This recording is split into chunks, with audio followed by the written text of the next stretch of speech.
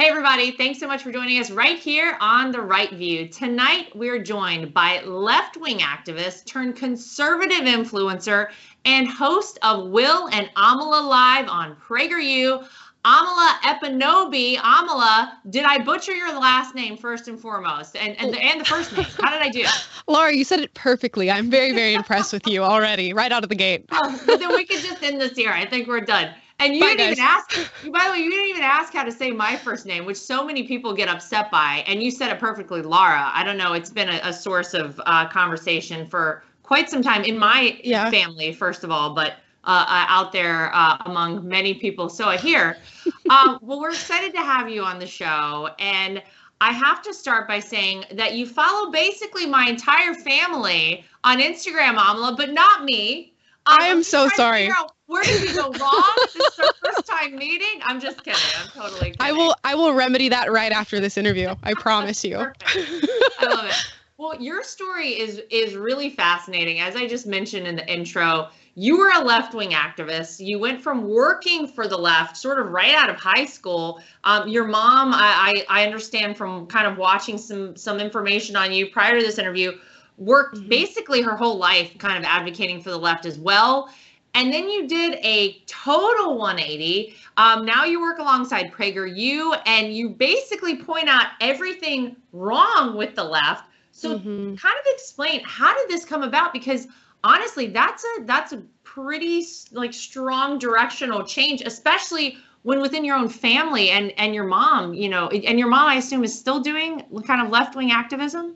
Right. She's still working as a fundraiser and developer for the left now. So you can imagine how proud she is about what I do currently. Wow. Yeah, not the happiest about what I do, but really how this came about and how this happened to me was just from a really young age being taught leftist ideology and that sort of worldview.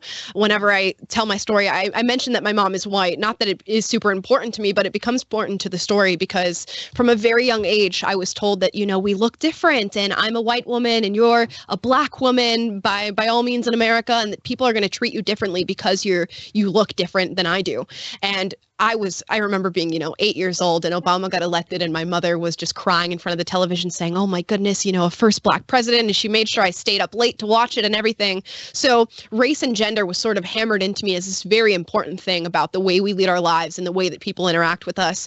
So I was angry for a lot of my life thinking, how is it possible that I live in this country that everybody's telling me that I'm supposed to love, but this country hates me. It hates me so much. Yeah. And when you're convinced of that sort of victimhood, the only thing you want to do is go and convince other people and tell them that there's a fight ahead and that they need to join you. So that's what I did. I graduated high school.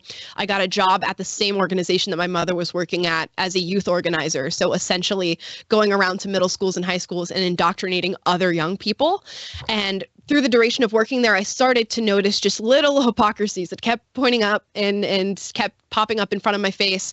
And eventually, there was a lot of really blatant racism towards white people. And of course, I was raised by a white family. So I couldn't really hold both of those thoughts in my brain at the same time. And when I went to them with questions and said, I don't agree with some of the things you're saying, I was completely just exiled as a leftist. You're no longer a part of the group anymore. And that led me to go to the internet and look up other people's point of views, which I had never done before.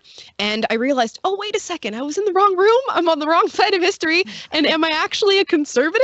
And that's sort of how I came to the realization. Wow. So what are things like within your family now? I mean, I imagine your mom, when initially you were like, I kind of feel like maybe I have conservative values and not the values that you raised me with. Because I'm just trying to think as a parent myself, obviously I have very young kids, but I do, I'm going to raise them. My husband and I are going to raise them with the values that are important to us. And your mom did the same thing. So what was her initial reaction and how are things now? At the outset, it was very contentious. It was hard. It was like I had to come out of the closet, I guess is what you call it, because I came out to her and said, I don't agree with some of the things that we're teaching, some of the things that you've taught me throughout my life. And immediately I was sort of met with this disdain of, you don't understand how oppressed you are. This system has tricked you. The people who are conservatives on the internet that you're watching, they've tricked you as well. They're using you as this sort of token black on their side to sort of espouse the views that they have so they can put a good face on it and convince people. And I was met with that opposition at first. And it was, like I said, very contentious for a few months there. And I think eventually she realized, oh, well, she's my daughter. She's probably just as strong-willed as I am. She's not changing on these things. And we sort of decided to just keep politics out of at least the forefront of our relationship. So we're now closer than ever. We talk all the time and update each other on our lives. We just keep sort of our work and our political views separate from that. That's so interesting. And by the way, I'm so happy to hear that. First of all, of course, it's your mom. So one would hope that you could move past that. But my dad has had to go out to San Francisco. He's been out there now for like a week and a half. Thank God he's still alive, still making it out there in San Francisco. Tough pull out there. But my dad lived in San Francisco right after he graduated from college, and some of his best friends from college and right after college still live in San Francisco. They're incredibly liberal. And my dad has been having dinner with all these people. So my mom asked him the other day, they were like, do they know what your daughter does? As though like they're going to be like, we can't have dinner with you because your daughter worked for Fox News. And my dad was like, yeah, I think they know. We just didn't talk about it. So, I mean, it can happen, right, Amala? You can still have relationships with people that have different points of view. Right. Why is it so hard? I feel like people find it so challenging to do that, especially right now. Because I think the view of politics has sort of changed and shifted in this country. It used to be, okay, well, we both love this country, but we have different views on how to fix it or how to make it better or how we sustain it. And now we have a whole side, and I'm going to go ahead and say it's the left, that does not love this country anymore. And it feels like it. Yes, they have a deep hatred for this country in a lot of ways. And now we've sort of coupled politics with moral value and who you are as a person. So people see people on different political sides and go, well, you're no longer a good person anymore. And that speaks to who you are at your heart and at your core. And I think that's why people are starting to see more division, families breaking up, which I'm lucky I did not have to go through that sort of turmoil. But we're seeing it more and more, friends leaving other friends and not wanting to be a part of their lives anymore. It's really sad. Well, what happened with your friends? I mean, I assume your circle of friends generally kind of existed on the left. What was their reaction when you were kind of like, I'm probably going to sort of live my life differently and I'm going to work for PragerU? I assume they were all very tolerant, Amala, were they? Oh, so yeah, let's get into that. Not as tolerant as one would expect. So I had two sets of friends in school, ones that were conservative and Christian. And of course, those friends are still in my life, funny enough. And I had sort of a leftist group of friends. And when I started making videos on TikTok of all platforms and going viral and posting those all the time, they just made silent exits. None of them confronted me about why they no longer wanted to be my friend. They didn't confront me with opposition to the things that I was saying, because I think they were a little scared to come forth and say, you know, I disagree with you, because they'd be met with a strong debate on that one. Right. So then you would have some sort of response that then they couldn't dispute, right? And then that just negates their entire way of existing. So clearly they just kind of like, wow. Yeah, and because I was a leftist, you know, I already know what you're going to say to me. I know exactly what arguments you're going to make, and now I have the ammunition. So yeah, they just silently exited my life, and that was it. I guess you call them, weren't friends to begin with, I guess is what you would say. Well, you know, whenever my father-in-law announced he was running for president, or just before, we kind of all got together as a family and discussed it, because it's a pretty big change, not just to his life, but to all of our lives. And he was very aware of that and wanted to talk about it with all of us. But one of the things I'll never forget that he said was, we're about to find out who our true friends are. And man, I mean, was that spot on? The number of people who from the first day when he came down the escalator to announce he was running for president, who, because he decided to run as a Republican and announce he was running as a Republican, just completely distanced themselves from us. You know, and I think you're right. Maybe they weren't our true friends. And then there are people who have been there, you know, the whole time, and, you know, they're very much appreciated. But I think the interesting thing for me, and you probably found this too, is that I've made so many other friendships and so many great friendships. You seem like a very happy person, Amala. You seem like you wear conservatism well. It's you know, I generally find that with people. I'm so happy with the friends that I have made throughout this whole process, and I'm sure it's the same for you. Yeah, first of all, I want to say I can't imagine going through what I went through on the scale that you guys had to go through it. I can't even imagine how much bigger that is. But yeah, so much happier because when you find the values too, coupled with that is just this deep fulfillment in your life and this sort of relief from thinking, oh my gosh, I've been searching the world for injustices day in and day out. And that was my job, just to teach people about victimhood and how hard it is to live here. And first of all, just being relieved of that was an amazing thing that made me so much happier. But then you meet these conservatives who go like, good job, kid, for waking up and being honest about it and coming out and saying something. And those are lifelong friends. Those people do not leave you. They accepted you as you were before. They accept you as you are now. And those are the people you want to surround yourself with anyway. So I get a lot of people who message me and say, well, you know, I'm so scared to come out and say how I truly feel. I know my friends are going to hate me. My family's going to hate me. But they always forget the other people that come out of the woodwork when you do something like that. Yeah, totally true. I mean, it's so right. And you know, there are probably people who will, you know, who are listening to us now and they're afraid to do that. But you know what? It feels so good when you stand up for what you believe in and you, I mean, your foundation is on your convictions and that is your truth. And you live in that. And I still have friends that probably are not on the same political page I am. I mean, nobody is exactly the same. And that's okay. And I respect their choices and they respect my choices. And we've still been able to remain friends. But you do gain, I think, so much when you come out and you just kind of own it. The interesting thing listening to you talk is you've said a couple of times this idea of victimhood. First of all, how exhausting to wake up every day and have to find like, oh my gosh, feel victimized and feel like that you never had a shot at all, right? Like you were already starting on such a different playing field. When in reality in America, this is one of the only countries in the world where it doesn't matter, Amala, where you started. Doesn't matter who you are, what your background is. If you are willing to put in the effort, if you are willing to work hard for your dreams, nothing is unattainable in this country. But this idea that we are basically making an entire generation of Americans feel like victims.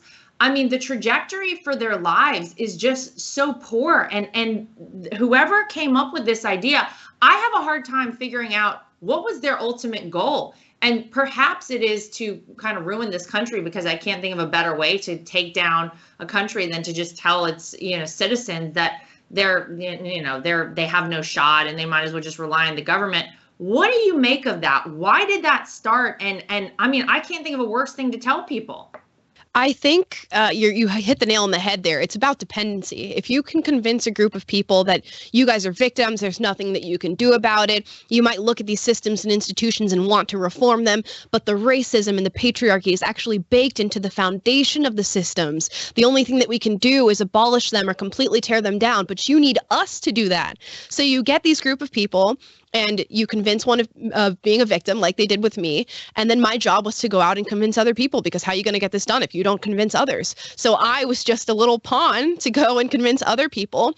And eventually they go, look at how horrible this country is. Look at how hard your life is going to be. Look at the complete decimation of the American dream. You need the government. You need us. Give us all the resources and we will fix it for you. And I'm afraid that that's where our country is headed. We're seeing that with the gender theory and the critical race theory. It's all with this particular type of teaching that these issues are baked into the foundation of the country and that government is what can help you fix it. So I think it's just making a generation of people that is completely dependent on this hierarchy. Yeah. And you know what, as a woman, I've often thought about the fact that, you know, as women, we are told that, you know, we are not equal to men or the system is against us. I just read something today that said that for, I think it's women under 30, for the first time ever, not only are they making equal pay to men, they're actually making more than the average, than their peer, that's a man. Right now in America, men, it's a good time to be a woman, but I have never, Amala, felt like a victim. I have always, and I didn't grow up with the last name Trump. I grew up with the last name UNESCO. We talked about this before the show. And I grew up in a very normal middle-class family. I have great parents that made sure I had everything I ever needed, but I had to work for things that I got. But my parents raised me just like they raised my brother, and there was nothing that was unattainable for me just because I was a woman. Did you feel victimized or like a victim, or did you feel like that you were told you were a victim and so then you started feeling that way? Because for me, I never felt that way. Obviously, I'm a white woman, but how did it work for you? For me, it was all about narrative. So I led a very similar life to you. I went to school. I graduated valedictorian of my high school. I started working when I was 15, started working my first job and worked until I am now, 21. And I led that life. I was successful, and I grew up in what would be a rural, conservative, white town in Florida, which by all means, according to the left, is the hotbed of systemic racism. And I experienced none of it. I couldn't tell you a single racist term that was thrown at me, or a racist experience that I had, or an encounter. I went through school and was successful. I worked. I got scholarships to every single college that I applied to.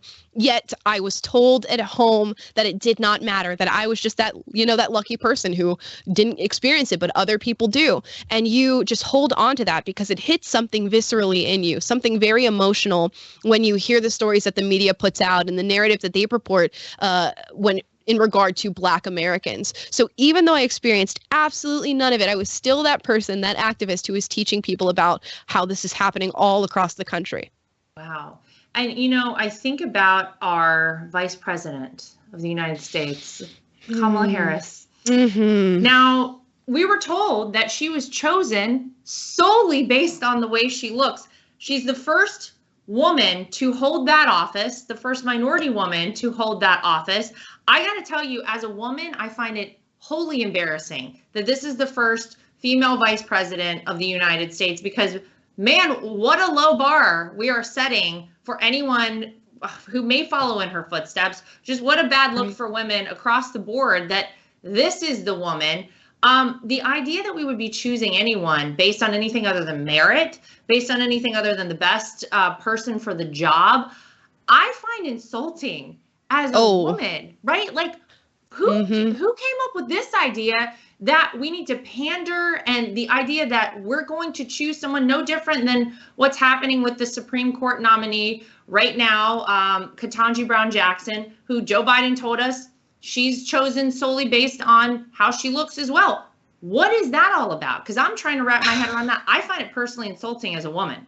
It blows my mind, and it comes from just this simplistic thinking of we fix past racism with present racism. And I can't imagine how we got ourselves in this position, but here we are.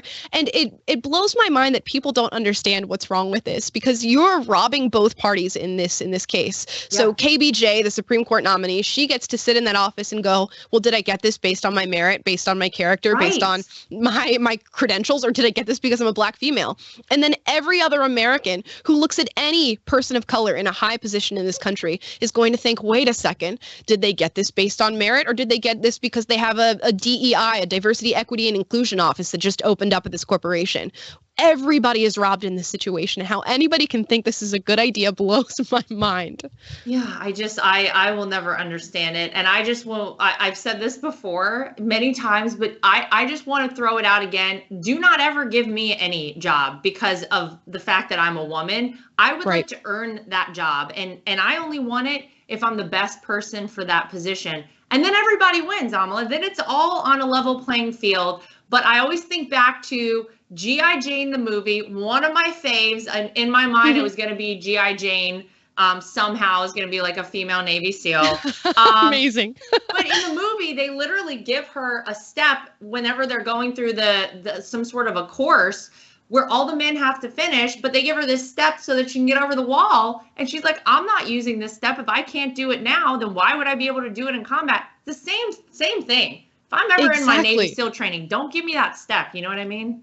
Right. And look what they're doing at the military, saying, we need to lower the fitness standards for women so that we can get more women in the military. Let me tell you something. Yeah. I would take on most men out there. Now, I'm the first to say men and women are built differently, and men have a lot of natural advantages. I guarantee you there are a lot of men around where I live here in Florida that see me out on a bike ride and get passed by me, that see me out on a run and get passed by me. You know who you are if I've passed you out there. So we don't need to lower the standard. We just need to keep the same one, and people just have to rise to the occasion, I think. I'm right with you. Just my take. Now, 100%. We've had Will Witt on the show before, and he's fantastic. And I love the two of you teaming up. You just finished hosting Will and Amala Live on PragerU, but you have a new show coming up April 10th called Unapologetic. What can we expect from this? Because I think you guys together are just such a great team.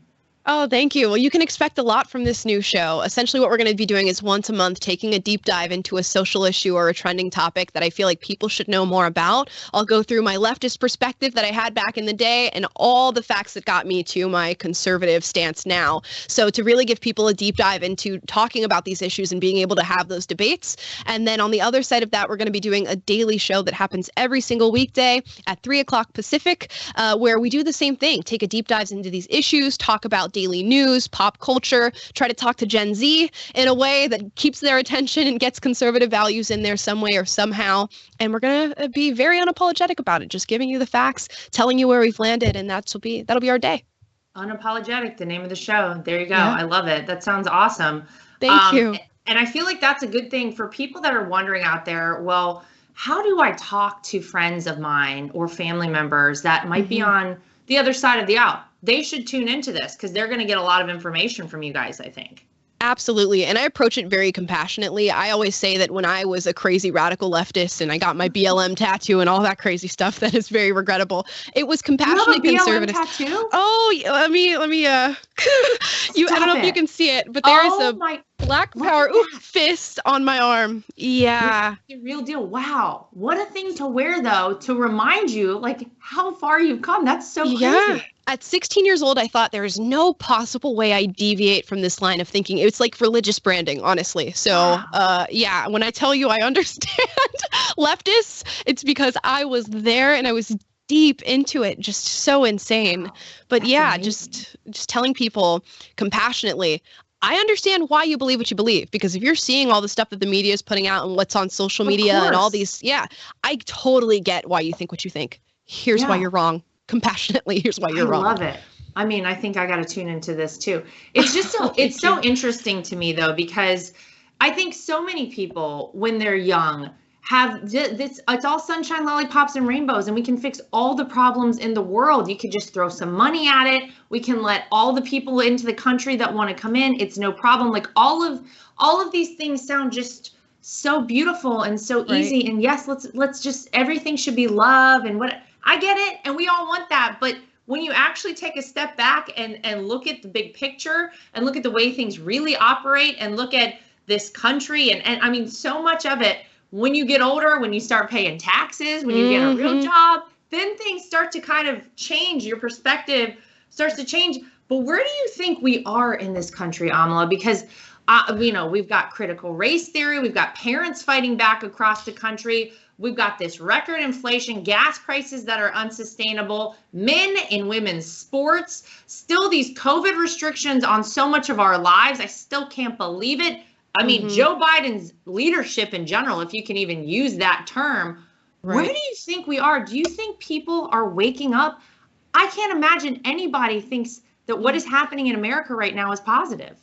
I can't imagine that either. I still see some people just sort of towing the line of their ideology, which I think is going to last, throughout history. We're all like that. We all love our tribes.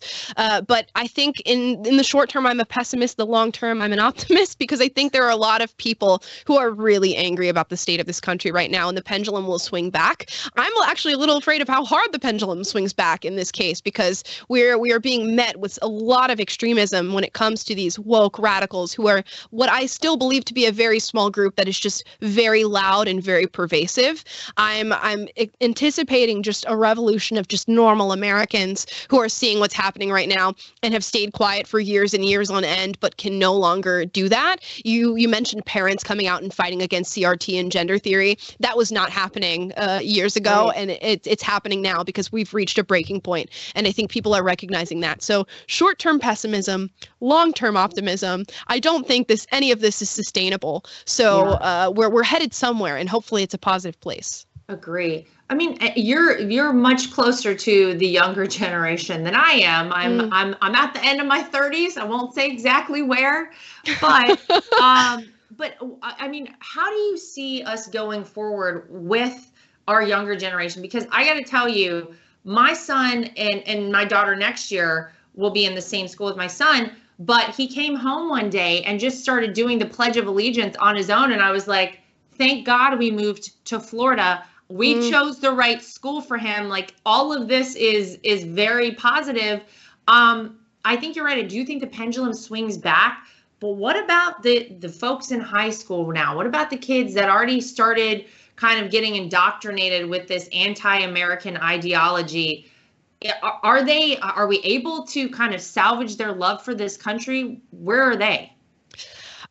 This is a tough one for me because I think it's going to be very hard. Knowing my own story and how hard it was to break me out of that indoctrination, I think it's going to be very difficult. I am seeing sort of an anger bubbling in Gen Z over PC culture and this sort of extreme wokeness, but they still are very much in line with leftist ideology, and they're not convinced of an American dream anymore. And in a lot of ways, I don't blame them. You have these massive corporations who are sort of taking over everything with this crony capitalism. You have BlackRock that's buying up all these houses and making it difficult to even fathom owning a house in your lifetime. So I can see that there's reasons for feeling the way that they feel.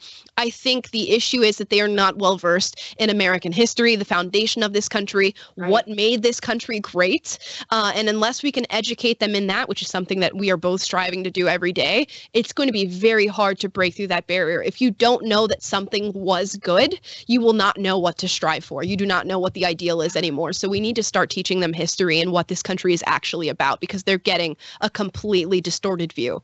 It's so crazy. It's just wild that you can just completely, I guess, go a different direction and say, we're not even going to teach the history that I learned. Obviously, the history that you learned. I went to public school my whole life. Did you go to public school? I did. Yep. Yeah. And so we learned the history of America, which was one of my favorite subjects. Obviously, fast forward, never knew I'd be doing all of this, but loved learning about it. And I think it is important, because you're right. If you don't know our foundation, if you don't know how we started and where we started, then I guess you would fall for the old sleight of hand. America is racist. America is a horrible place to be. But gosh, it is very concerning, because I do think it will be a bumpy road, but I'm always an eternal optimist. And I do think that, you go through cycles in any country, and, you look back at history, and we've certainly gone through several cycles in this country,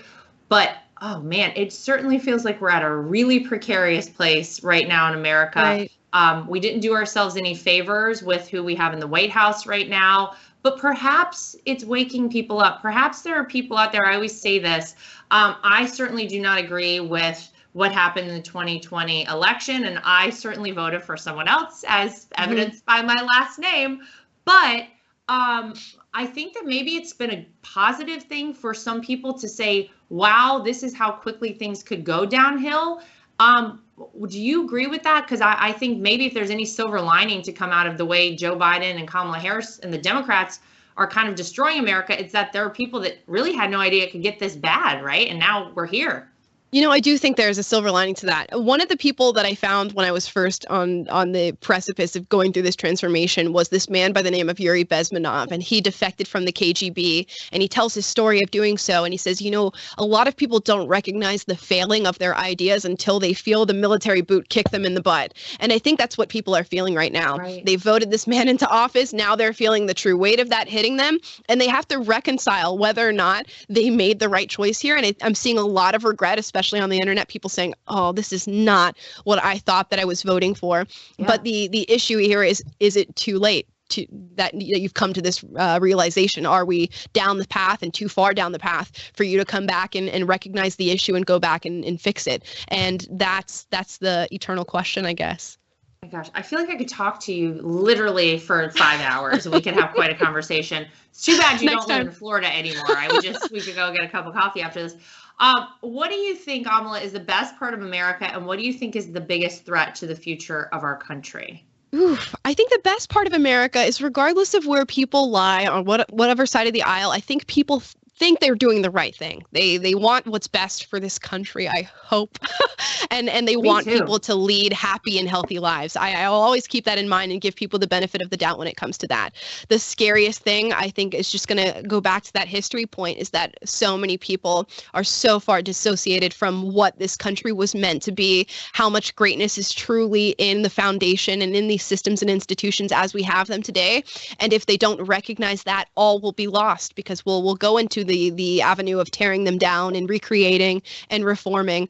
I think a good friend of mine, Dave Rubin, has this quote. He says, there's a group of people who want to control the world, and there's a group of people who want to understand it. And I always want to be on the side of people who are trying to understand it and make it better that way. So I hope more people just go over to that side.